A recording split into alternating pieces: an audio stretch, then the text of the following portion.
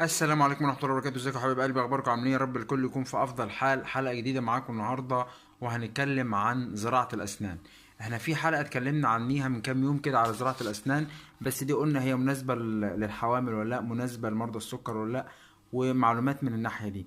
هنتكلم النهاردة على زراعة الاسنان كتقنية. ايه هي زراعة الاسنان دي اصلا؟ بنسمع عنها كتير وفي ناس كتير دلوقتي عايزة تعرفها وتعرف. احنا هنتكلم عنه ان شاء الله على كذا حلقة لان هو موضوع كبير جدا، وحاليا يعني مستحدث وبينتشر في سوق طب السنان بدرجة كبيرة جدا. وفي ناس عندها استعداد، رغم انه غالي، بس في ناس برضو ايه محبذة ان هي تعمله عشان هو يعتبر افضل حل حاليا من التركيبات الثابتة والمتحركة والكلام ده.